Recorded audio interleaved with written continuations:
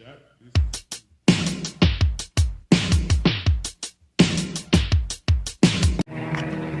Chris Davis, and I'm going to show you how to drive a standard transmission and manual car. There's a couple benefits of driving a manual car, and that would be gas mileage and faster acceleration.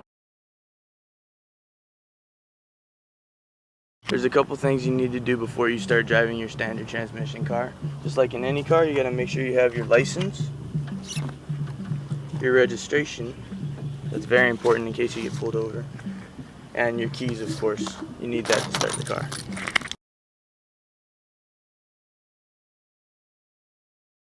The most important thing you need to know about a standard transmission car is going to have 3 pedals. This one is the gas, this one is the brake, this one is the clutch. The clutch can always be pressed all the way to the floor and it'll release pretty easily. The other thing is, instead of having a drive position, you have a stick shift, which has, well, this one has 5 gears in reverse. Usually there's 5 gears. On some cars there's 6 gears, where the 6 would be here, and reverse would be over here. But in this car it's just 5 gears. 1, 2, 3, 4, 5.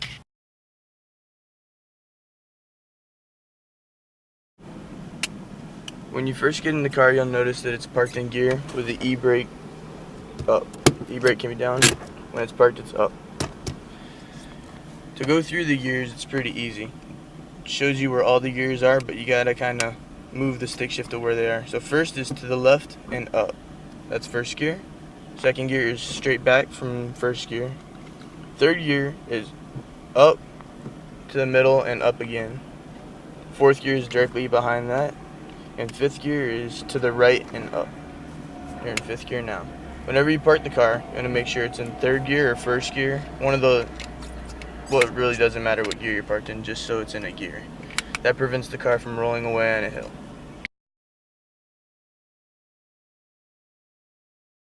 Starting up the car is a little different from an automatic car. Instead of just putting the key in the ignition, pressing the brake and turning the key, you'll notice nothing happens, just the electric goes on. It's because in a standard car, you have to press the clutch, this one, all the way to the floor, and then make sure to take the car out of gear so it can go from side to side. If it's in gear and you let the clutch out when the car turns on, it'll just stall. So, once the car is in neutral and the clutch is pressed all the way down, turn the key all the way on. The car will come on, and then while it's still in neutral, put the clutch out and you'll be ready to start.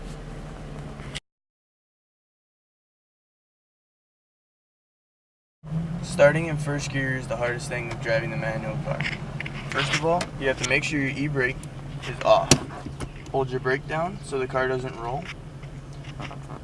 Press the clutch all the way to the floor and hold it down, and shift into the first gear. This is the hardest part that you're going to learn how to do. Let your foot off the brake and give it about 2,000 or so, right about there. So yeah, 2,000 RPMs gas. Alright, go back down here. Once you give it 2,000 RPMs of gas, you let out the clutch really slowly until the car starts to roll. Alright, let me show you what that looks like from my view. Starting first gear, it'll look like this. I have a shifter, shift into first, brake is down, let off the brake, add a little bit of gas, and start letting out the clutch real slow. Make sure there's no cars behind you. Yeah. Alright, you're in first gear.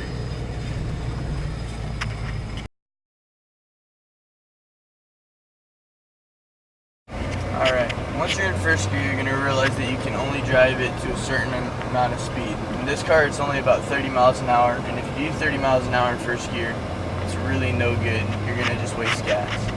So, this is what you do. You're driving in first gear, like how we are right now. I got about 3,000 RPM. What you gotta do is the same as getting out of first gear. You clutch in, pull straight back to second gear, and let the clutch out slowly while adding a little bit of gas. That's the same for every gear. So let's do a little bit of driving here. Stop sign. When you come to a stop too, this is important. Make sure that the gear shifter is in neutral or the clutch is pressed in. That's the same thing. So when the gear shifter is in neutral, that's the exact same as having the clutch pressed in within a gear. When you want to start, just do step 1 again, starting the car in first. Add a little bit of gas and clutch. Alright. Now this is when you shift, about 3,500, clutch in, second gear. Alright, easy enough. So it's always just, you gotta remember, clutch in, shift, clutch out.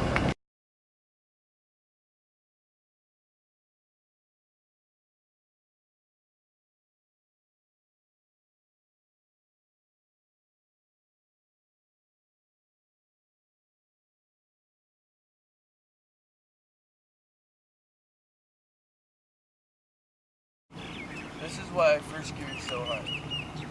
You have to have just the right amount of gas and clutch. If you have too little gas, your car's just going to stall right on the spot. If you have too much gas, your wheels are going to spin. So let's see what happens when you add too little gas. Okay, so I have the car on, the clutch is in. Put it in first gear. What's going to happen when you add too little gas? That's no good. It's not good for the car. Let's start again. Alright, first gear. This is what happens when you add a little too much gas. Don't do this when there's police around. Don't try and do this ever unless you really want to.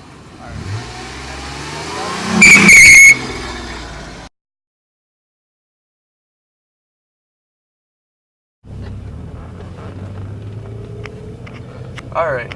Get out of the way. Now that we've gotten past the first hardest part, starting in first, the rest of the gears are pretty much the same. It's all clutch in, shift, clutch out. So, for instance, we're driving along in first gear, like how it is right now. You see the RPMs are way too high for first gear. You're just wasting gas right now. You do clutch in, shift back to second, clutch out. Alright. Now let's go for a little bit of drive. See how this works. Alright. Starting on first. Time to shift, clutch in, shift, clutch out. Already in second. Clutch in, shift to third, which is straight up, clutch out. Okay, we're coming up to a stoplight. That means to stop, you have to do clutch in and brake. If you brake with the clutch out and it's in gear, it's just gonna die. So, let's wait for this stoplight here. So what have we gone over? We did first gear, how to start out of that. Oh, here we go. First gear. Alright. After you get up to speed, clutch in, shift second gear. There's not much more important things you need to know after shifting into second gear. It's all the same for the rest of the gears. As my Dayton spin, low rider sitting low, hitting corners so hard you could taste my rims. Rag top 6'4", Henny.